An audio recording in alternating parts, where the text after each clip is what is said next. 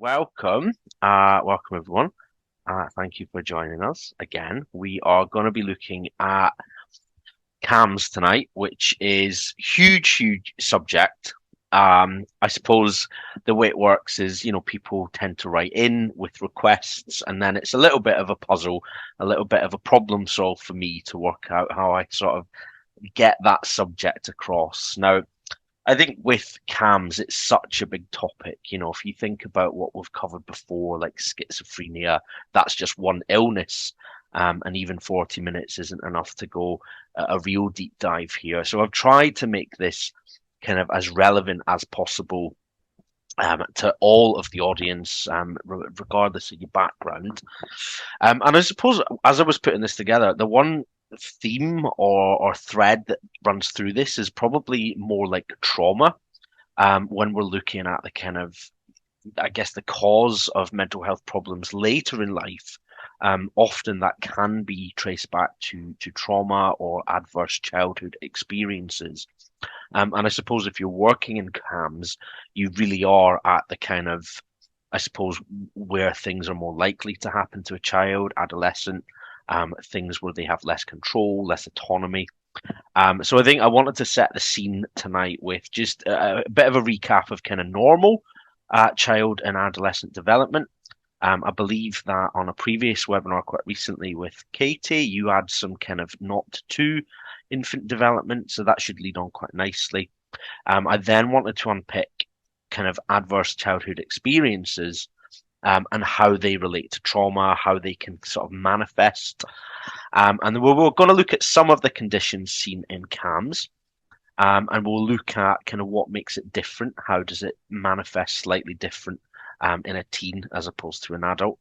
But as I said, there's no way we can do the full thing justice.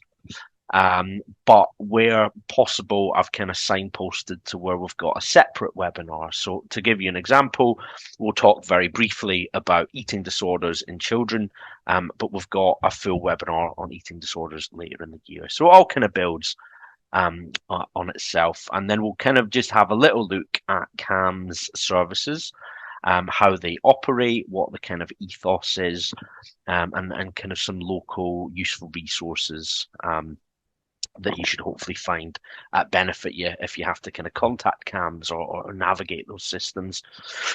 I guess just a disclaimer, won't be covering ADHD or autism. Certainly they would be kind of treated or assessed under the CAMS model. It's a huge kind of umbrella service, but it's certainly not my area of expertise. And I suppose they're very different conditions. Autism, more a developmental issue. I certainly don't want to sit here and propose that trauma causes autism. It's a very different kind of pathology to the way that kind of common mental health problems might present later in life. So that's just a little limitation of this session tonight. I guess I know we've got a few regular attenders that come along. For those of you that haven't come to one of my webinars before, fairly regular CPD me speaker at this point. Background, I'm a mental health nurse qualified in 2013. I'm also a qualified advanced clinical practitioner with a background in liaison psychiatry. Now that was an all age service, so we saw kids, adults, cradle to grave really. So that's my kind of background in CAMS. Currently employed as a senior lecturer in mental health nursing, and I also do a little bit of kind of expert witness work on a freelance basis in civil liability cases, kind of when things go wrong. So we're going to do a little whistle-stop tour of child and adolescent development, and I think we can start by asking, what is adolescence? I think it's something that is really a combination of the biological, the social, and the psychological. And I think when we discuss any kind of mental illness or mental abnormality, it's good to look at what is normal in the first instance. Now, obviously, normal is different to different to different people, but we're going to look at what's happening for most people, through their adolescence.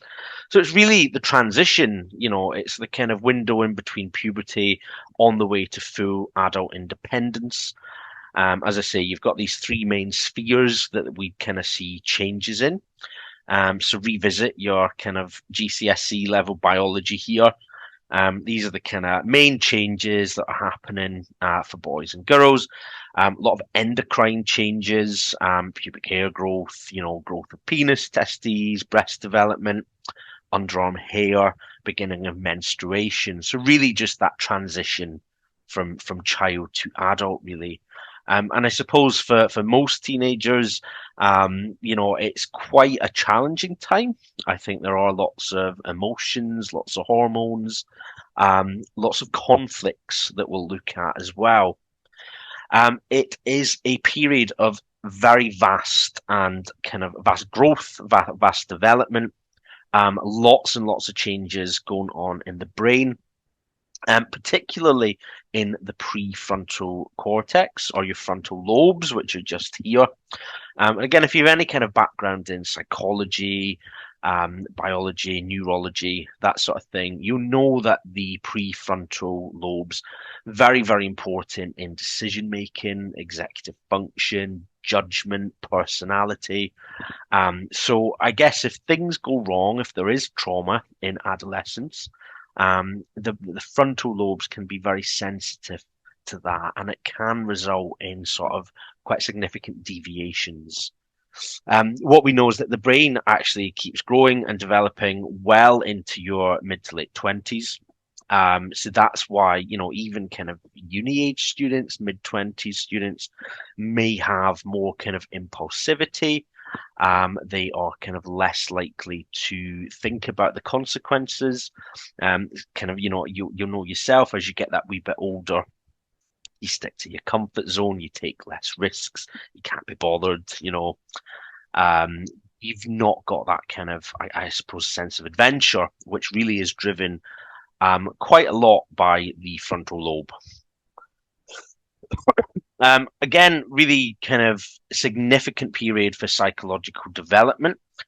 There's a lot of theory in this area, so if you work with children, kind of work alongside social workers, you probably have a rudimentary understanding of attachment theory, attachment styles, how parenting styles can influence how the child relates to you, all very, very important.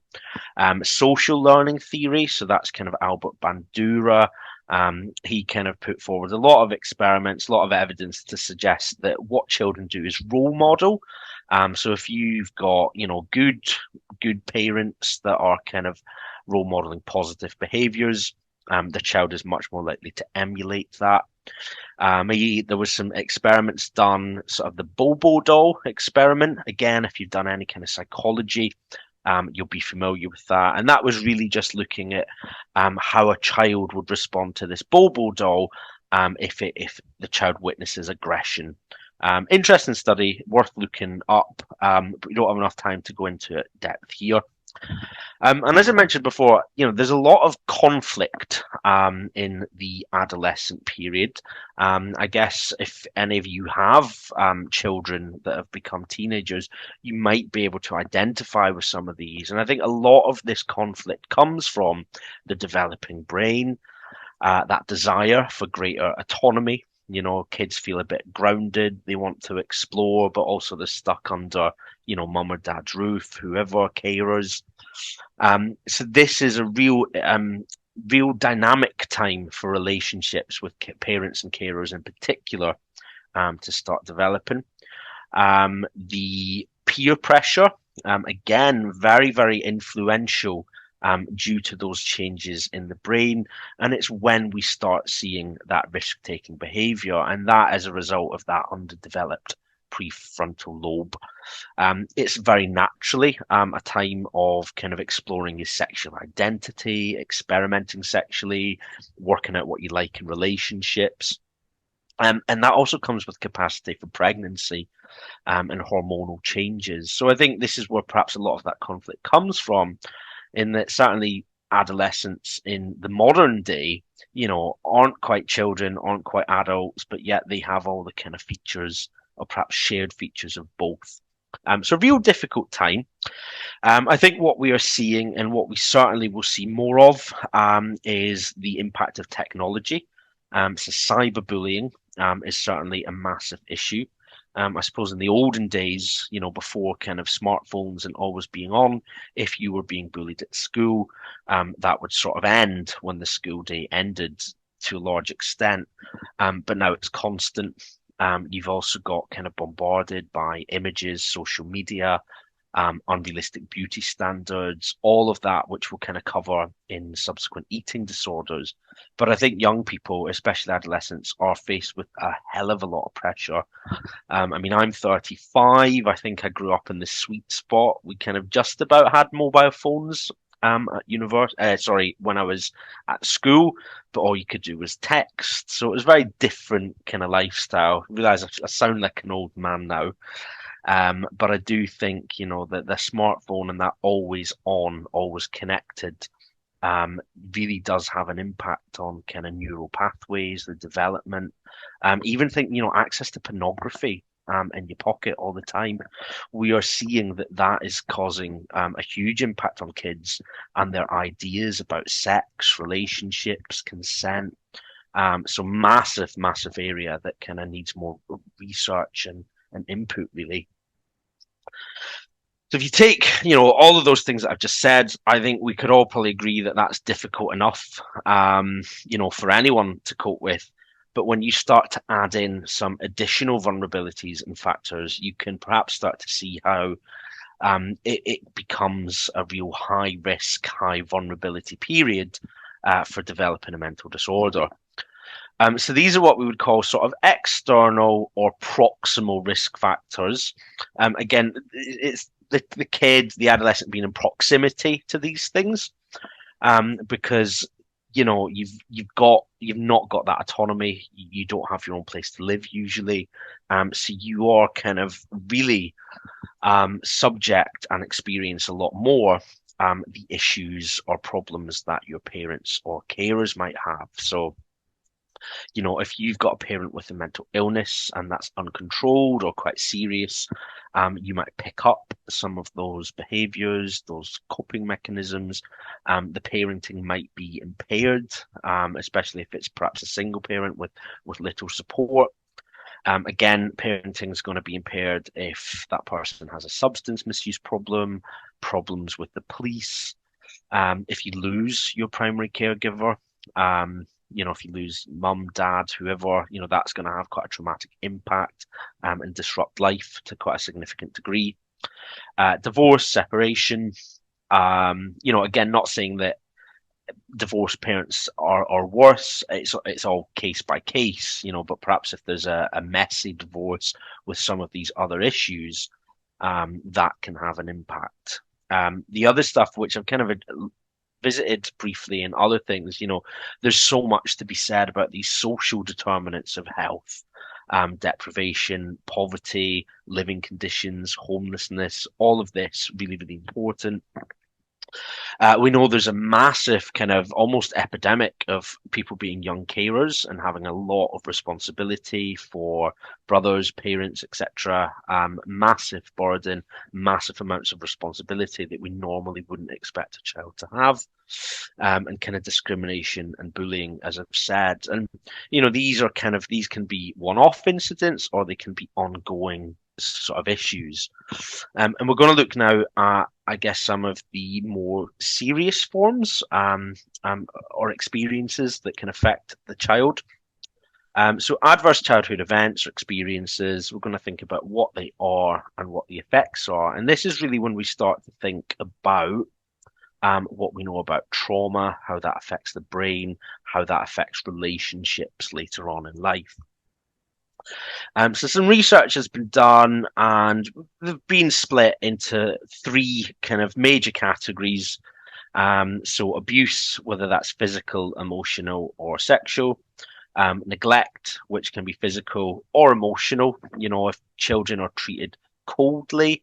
I suppose there's an overlap there between emotional abuse and emotional neglect. Household dysfunction, some of those things that were previously mentioned, mental illness, an incarcerated relative, If mother is treated violently, if mum is a victim of domestic abuse or violence, I'm sure there would still be, excuse me, an impact if it was the father. But the stats around domestic abuse, it does tend to be kind of focused on the mother's experience, substance abuse and divorce. So these are all kind of things that we would class as ACEs, adverse childhood experiences. And we can start to think about trauma in one of two ways. Now, you're probably all fairly familiar with this sort of trauma.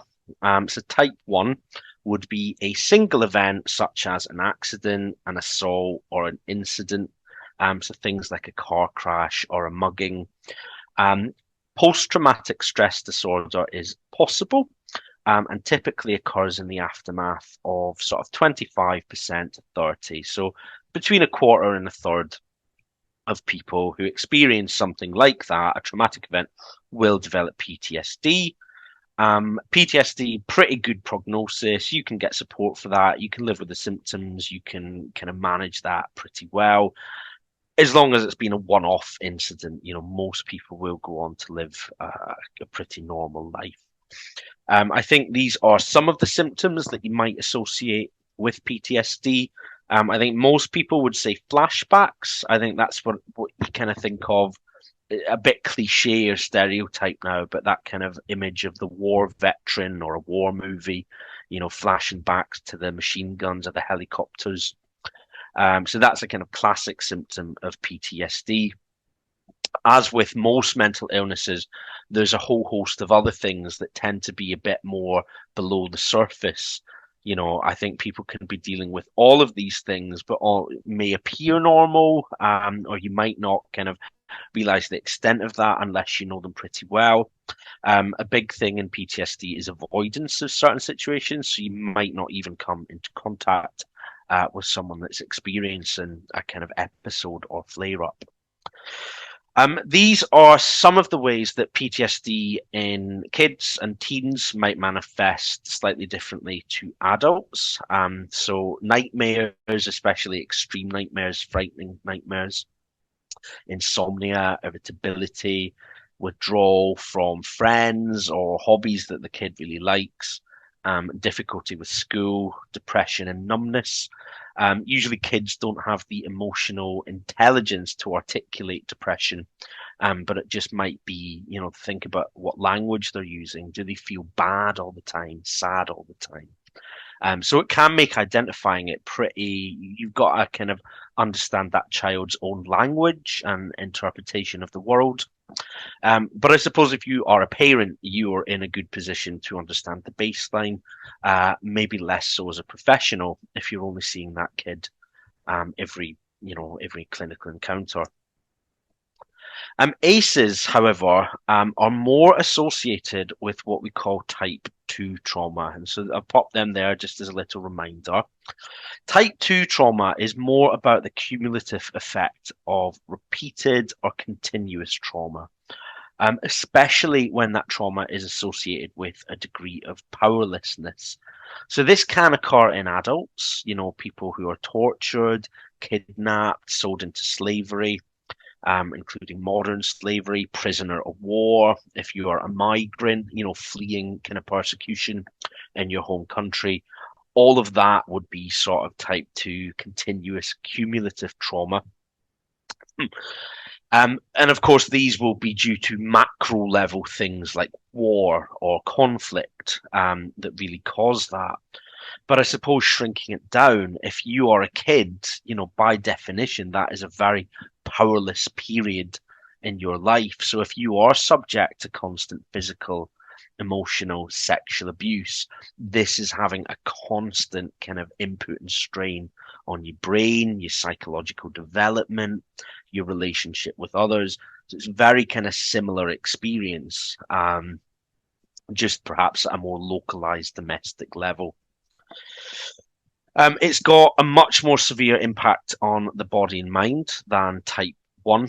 And biology is really, really important here. We'll go through some of the mechanisms in a minute. But I think you've probably all heard of kind of fight or flight response. from an evolutionary perspective, things like adrenaline and cortisol are massively important in keeping us safe in times of danger. So again, if we go back to kind of hunter-gatherer times, if you're kind of out looking for your prey, looking for your next meal, and then suddenly you clock, the apex predator, a big tiger or something, there's a very biological response that goes on to maximize your chance of survival or escape.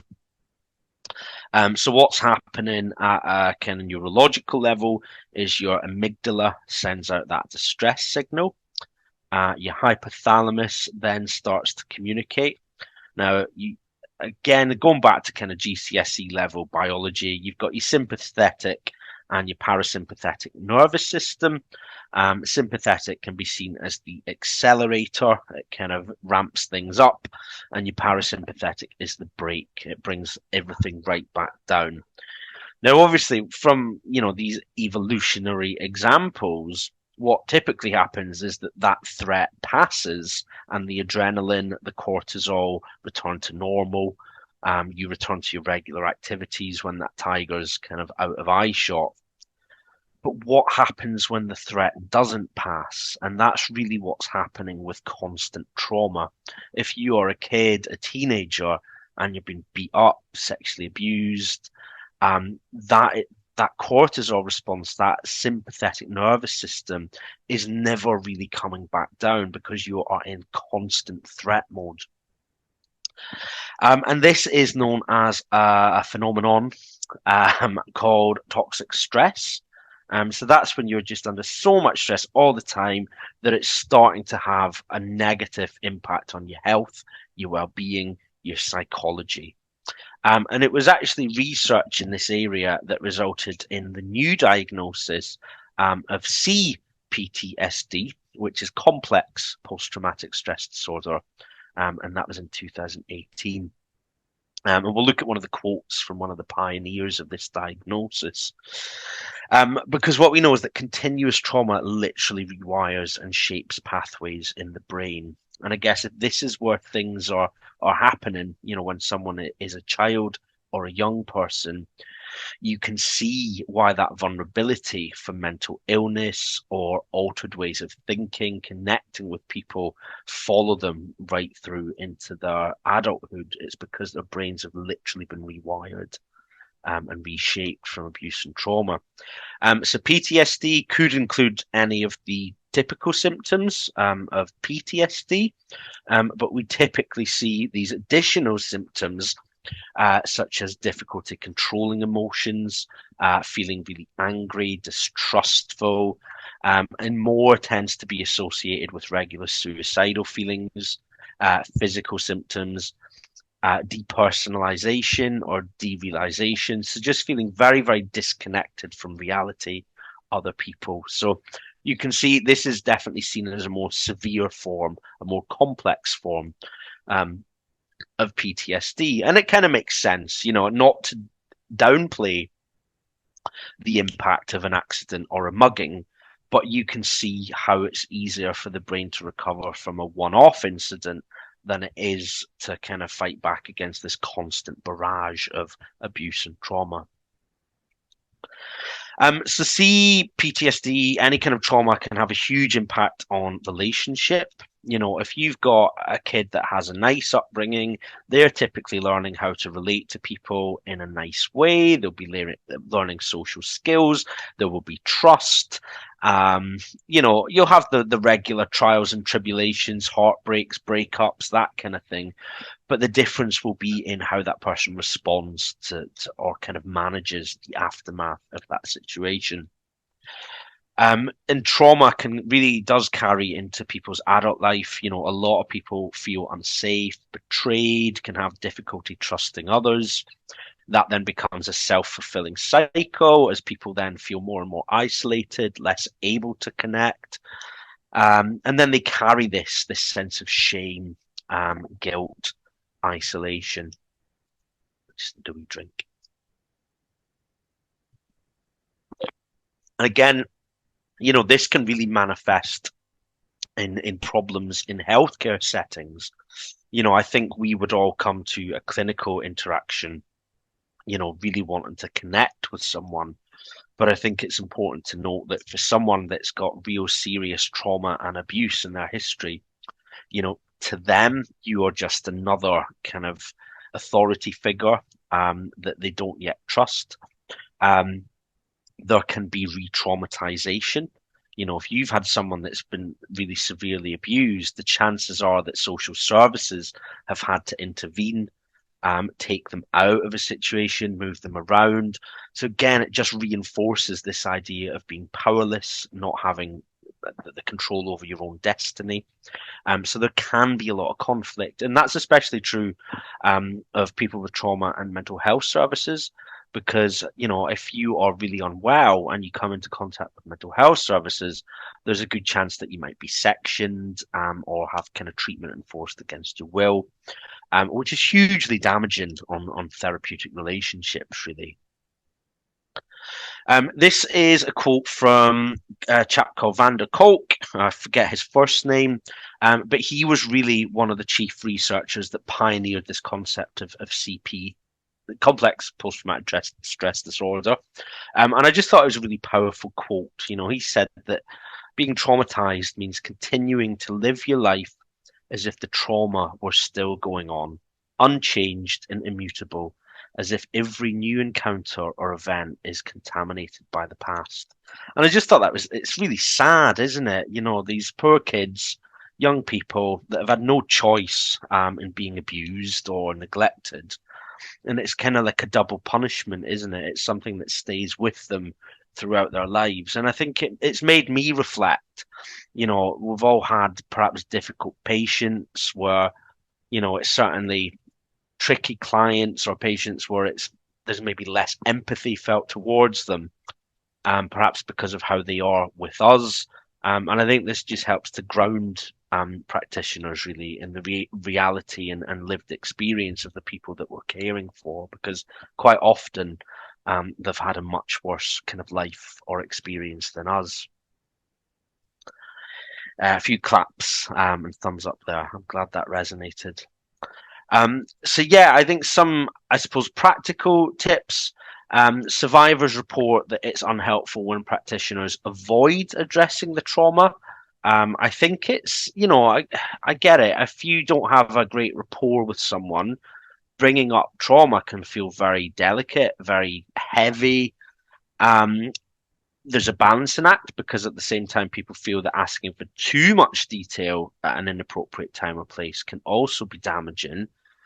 But I suppose it's about finding a way to validate it, asking about it in a history, perhaps asking about how that is affecting the person. It's really important that we don't minimize the significance of anything that someone has gone through.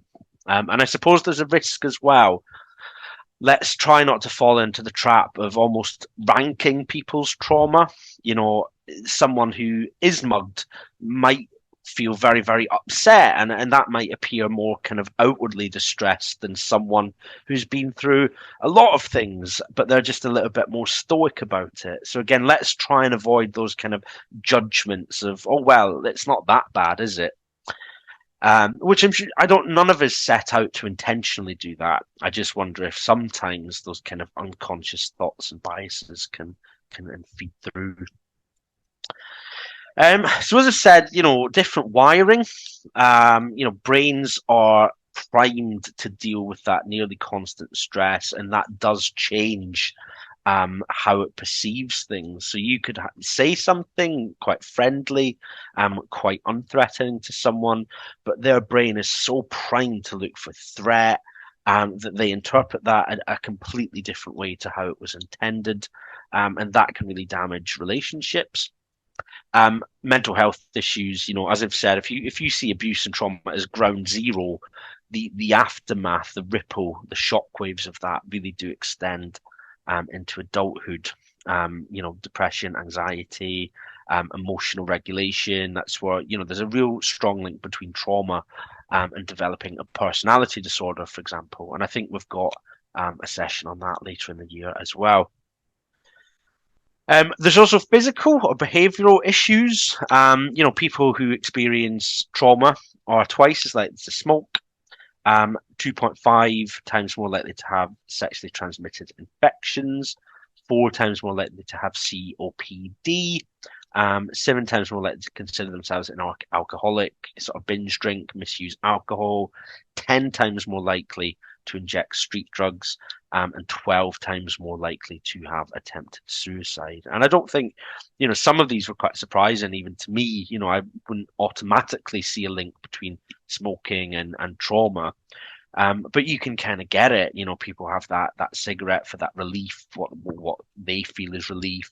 I guess if your brain is wired differently, you are not perhaps thinking about the long-term consequences. You're probably having risky sex.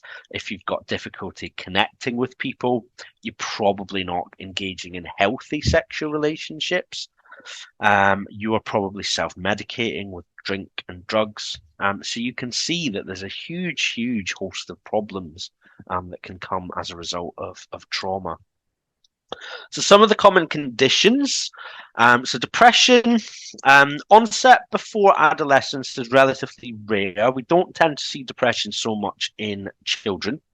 I think the brain needs to get to a certain level of development before it can really start to, I suppose, manifest as depression or kind of process it as such. But certainly we do see a sharp increase kind of mid-adolescence, more prevalent in females. What we tend to see in teens is kind of mood swings, anger, irritability, defiance. If we compare that with adults, it tends to be a much more kind of withdrawn or kind of sad picture, a bit more quiet, a bit more introspective. Again, which can make it quite difficult to detect in children. Teenagers may be more likely to withdraw from adults, but continue to associate with their close friends, whereas adults tend to withdraw from everyone completely. So again, that can be an issue, and it makes sense. I think, especially if that's as a result of trauma, the person who's perpetrated that trauma was more than likely an adult. Sleep problems, remarkably common in children with depression or other issues. That's where you might see nightmares, insomnia. Might be a kind of, depending on the maturity or the developmental stage of the child, they might be reporting more physical aches, pains, kind of grumbles, quite non-specific. And that might be because they don't have the language or the vocabulary to articulate emotional pain. You might see sort of intense sensitivity to criticism that can manifest in school performance, etc. And of course, kids, depending on what access they've got, may well escape into kind of an online persona, which can have risks of its own. If they're kind of on chat rooms unsupervised, for example. Emotional disorders is quite a catch-all term. The reason for this is we don't diagnose personality disorder until someone's kind of 18 or over. I think the idea is that we want to try and support that child as much as possible, try and prevent it from becoming a full-blown personality disorder. So you never see that diagnosed in an under 18, but you may well see some symptoms that kind of are quite similar. I've put the ones at the bottom there that are not typical in adults, much more likely to see this in kids. And again, there is a huge overlap, issues with schooling, constant restlessness, frequent nightmares, disturbed sleep, irritability, tantrums and crying. So again, it's quite nuanced to pull this out because there is such an overlap amongst kids when they're a certain age. Eating disorders, as I mentioned, I think I didn't want to go into it here, but we will have a session later in the year. I think it's either the next one or the one after, and we'll look at everything. And the symptoms are pretty much the same in adulthood or childhood. So we'll take a deep dive into that in the not too distant future. Psychosis. Now, some of you probably attended the schizophrenia webinar. We touched on this a little bit there. With kids and teens, you're much less likely to see the wild positive symptoms. You're much less likely to be floridly psychotic. But this is where the prodrome period is happening. And again, it can be difficult to spot, can look like the typical teen. But this is maybe where they start to withdraw, become isolated. But you've certainly got less positive symptoms, fewer positive symptoms at an early age. And if you want a little refresh on that, I think Andrew will share some of the previous webinars at the end. Conduct disorders, again, tends to be an overlap here with the emotional kind of disorders. I suppose to make this a clinical disorder or a clinical problem, it really needs to be a repetitive and persistent pattern of antisocial behaviour that's far in excess of the norm. You know, we know kids are a little bit naughty, might be involved in a few scraps or, you know, issues with school, maybe a little bit of bullying. What we're looking for, kind of, for CAMS to be involved is really the more severe end. You know, if they're especially aggressive, actually causing harm, excessive levels of bullying, cruelty to animals, massive red flag. If you've watched any sort of kind of behavioral profile, CSI type kind of program from America, you'll know that that's one of the kind of the checklist items for psychopathy, sort of cruelty to animal, fire setting as well. Real red flag there. Repeated lying, especially if that's getting other people into trouble, stealing, truancy, you know, when the state's getting involved. So this is kind of going to be equivalent to a conduct disorder that might need input from services, a psychiatrist, a CAMS team. We're going to wrap up just by looking at how services are structured. Again, it's been difficult for me to put in the treatments for all of these because really it would depend on what it is that the child is presenting with. Typically with kids, you know, certainly myself as a prescriber, I would not prescribe to children if I could possibly avoid it. You might see that in very extreme cases, but we try and manage things with kind of behavior modification therapies, talking, etc. I just think, you know, the developing brain's got enough going on without adding in a load of blooming psychotropics to mess things up further. So in the UK, fairly national approach. I'm not so sure about in Scotland, but certainly in England and Wales, we've got the tier system. So tier 1 is your kind of less specialist, more general. So this is people that still need a service, but it's delivered in primary care. Might be linked in with kind of universal care like health visiting, checkups, but not especially kind of no real risks, no real conduct, no real trouble with the police, trouble with the school. Tier 2 is your kind of specialist primary mental health workers. Tier 3 is probably when you're at the secondary care level.